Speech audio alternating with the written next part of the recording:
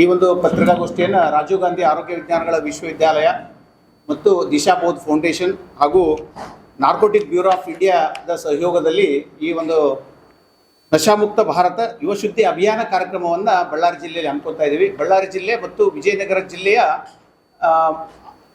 ರಾಜೀವ್ ಗಾಂಧಿ ಆರೋಗ್ಯ ವಿಜ್ಞಾನಗಳ ವಿಶ್ವವಿದ್ಯಾಲಯಕ್ಕೆ ಸಂಯೋಜಿತ ಹೊಂದಿರತಕ್ಕಂಥ ಮಹಾವಿದ್ಯಾಲಯಗಳು ವೈದ್ಯಕೀಯ, ದಂತವೈದ್ಯಕೀಯ, ಆಯುರ್ವೇದ, ನರ್ಸಿಂಗ್, ಫಾರ್ಮಸಿ, ಅಲೈಡ್ ಸೈನ್ಸಸ್ಗಳ ಒಂದು ಬೆಂಬಲದೊಂದಿಗೆ ಪ್ರೋತ್ಸಾಹದೊಂದಿಗೆ ಈ ಕಾರ್ಯಕ್ರಮವನ್ನು ಹಮ್ಮಿಕೊಳ್ತಾ ಇದ್ದೀವಿ. ಇವತ್ತು ಇಡೀ ಭಾರತ ದೇಶದಲ್ಲಿ ವಿಶೇಷವಾಗಿ ಕರ್ನಾಟಕ ರಾಜ್ಯದಲ್ಲಿ ಹೆಚ್ಚುತ್ತಿರುವ ಈ ಡ್ರಗ್ಸ್ ಹಾವಳಿ, ಮಾದಕ ದ್ರವ್ಯಗಳ ಹಾವಳಿಯನ್ನು ನಿಯಂತ್ರಿಸಬೇಕು ಮತ್ತು ಕಾಲೇಜು ವಿಶೇಷವಾಗಿ ರಾಜೀವ್ ಗಾಂಧಿ ಆರೋಗ್ಯ ವಿಜ್ಞಾನಗಳ ವಿಶ್ವವಿದ್ಯಾಲಯದ ಕ್ಯಾಂಪಸ್ಗಳಲ್ಲಿ ಈ ಒಂದು ಡ್ರಗ್ ಫ್ರೀ ಕ್ಯಾಂಪಸ್ ಆಗಬೇಕು ಅಂತಕ್ಕಂಥ ಉದ್ದೇಶವನ್ನು ಇಟ್ಕೊಂಡು ದಿಶಾಬೋಧ್ ಮತ್ತು ನಾರ್ಕೋಟಿಕ್ ಕಂಟ್ರೋಲ್ ಆಫ್ ಇಂಡಿಯಾ ಬ್ಯೂರೋದಿಂದ ಈ ಒಂದು ಕಾರ್ಯಕ್ರಮವನ್ನು ನಾವು ಹಮ್ಮಿಕೊಳ್ತಾ ಇದ್ದೀವಿ.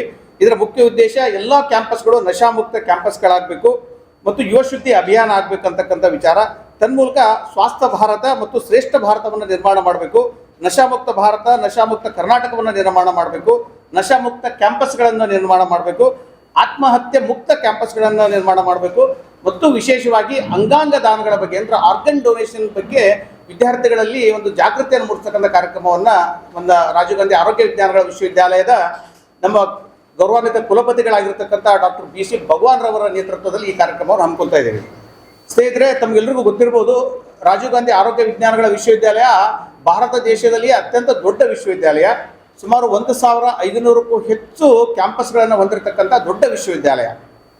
ಈ ಒಂದು ವಿಶ್ವವಿದ್ಯಾಲಯ ಕೇವಲ ಸರ್ಟಿಫಿಕೇಟ್ ಕೊಡೋದಕ್ಕೆ ಮಾತ್ರ ಸೀಮಿತ ಆಗಿದೆ, ಕೇವಲ ಪರೀಕ್ಷೆಗಳನ್ನು ನಡೆಸೋದಕ್ಕೆ ಸೀಮಿತ ಆಗದೇನೆ ಅದರಿಂದ ಹೊರಗೆ ಬಂದು ಸಮಾಜಕ್ಕೆ ಕೆಲಸಗಳನ್ನು ಮಾಡೋದ್ರ ಮುಖಾಂತರ ವಿದ್ಯಾರ್ಥಿಗಳಲ್ಲಿ ಈ ಮಾದಕ ವಸ್ತುಗಳಿಂದ ಉಂಟಾಗ್ತಕ್ಕಂಥ ದುಷ್ಪರಿಣಾಮಗಳ ಬಗ್ಗೆ ಒಂದು ಜಾಗೃತಿಯನ್ನು ಮೂಡಿಸಬೇಕು ಅಂತಕ್ಕಂಥ ವಿಭಿನ್ನವಾಗಿರ್ತಕ್ಕಂಥ ಯೋಚನೆಯನ್ನು ನಮ್ಮ ಗೌರವಾನ್ವಿತ ಕುಲಪತಿಗಳಾಗಿರ್ತಕ್ಕಂಥ ಡಾಕ್ಟರ್ BC ಭಗವಾನ್ ರವರ ಮಾರ್ಗದರ್ಶನದಲ್ಲಿ ಈ ಕಾರ್ಯಕ್ರಮವನ್ನು ಹಮ್ಮಿಕೊಳ್ತಾ ಇದ್ದೀವಿ. ಇಡೀ ರಾಜ್ಯದಲ್ಲಿ ಈಗಾಗಲೇ 13 ಜಿಲ್ಲೆಗಳಲ್ಲಿ 15 ಸ್ಥಾನಗಳಲ್ಲಿ ಈ ಕಾರ್ಯಕ್ರಮವನ್ನು ನಾವು ಈಗಾಗಲೇ ಆಯೋಜನೆ ಮಾಡಿದ್ದೀವಿ. 16ನೇ ಕಾರ್ಯಕ್ರಮವಾಗಿ ದಿನಾಂಕ 18/3/2026ರಂದು ವಿಮ್ಸ್ ಮೈದಾನದಲ್ಲಿ ಬಳ್ಳಾರಿ ಮತ್ತು ರಾಯಚೂರು ಜಿಲ್ಲೆಯ 5,000ಕ್ಕೂ ಹೆಚ್ಚು ವಿದ್ಯಾರ್ಥಿಗಳನ್ನು ಈ ಕಾರ್ಯಕ್ರಮಕ್ಕೆ ಸೇರಿಸುವುದರ ಮುಖಾಂತರ ವಿದ್ಯಾರ್ಥಿಗಳಲ್ಲಿ ಜಾಗೃತಿಯನ್ನು ಮೂಡಿಸ್ತಕ್ಕಂಥ ಕಾರ್ಯಕ್ರಮವನ್ನು ಈ ಒಂದು ಅಭಿಯಾನದ ಮುಖಾಂತರ ಹಮ್ಮಿಕೊಂಡಿದ್ದೀವಿ.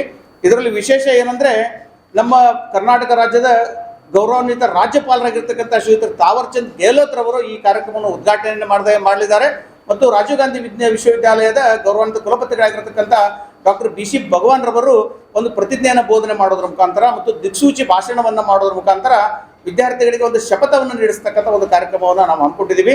ತನ್ಮೂಲಕ 5,000 ವಿದ್ಯಾರ್ಥಿಗಳ ಮುಖಾಂತರ ಸಮಾಜದಲ್ಲಿ ಒಂದು ಜಾಗೃತಿ ಮೂಡಿ ನಶಾಮುಕ್ತ ಅಭಿಯಾನ ಆಗಬೇಕು.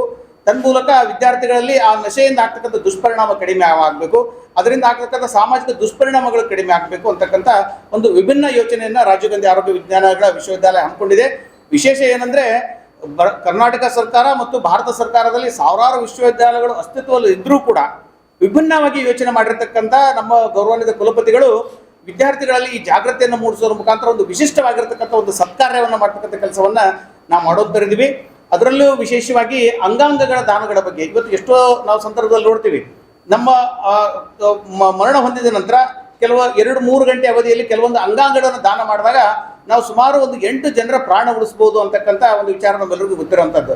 ಅದರಲ್ಲಿ ವಿಶೇಷವಾಗಿ ಕಾರ್ನಿಯಾವನ್ನು ದಾನ ಮಾಡೋದಾಗಿರ್ಬೋದು, ಹಾರ್ಟನ್ನು ದಾನ ಮಾಡಿರೋದಾಗಿರ್ಬೋದು, ಕಿಡ್ನಿಯನ್ನು ದಾನ ಮಾಡುವಂಥದ್ದಾಗಿರ್ಬೋದು, ಲಂಗ್ಸನ್ನು ದಾನ ಮಾಡುವಂಥದ್ದಾಗಿರ್ಬೋದು, ಸ್ಕಿನ್ನನ್ನು ದಾನ ಮಾಡುವಂಥದ್ದು ಇವತ್ತು ಸಾಕಷ್ಟು ಅವೇರ್ನೆಸ್ ಕ್ರಿಯೇಟ್ ಮಾಡುವಂಥದ್ದು ಅವಶ್ಯಕತೆ ಇದೆ.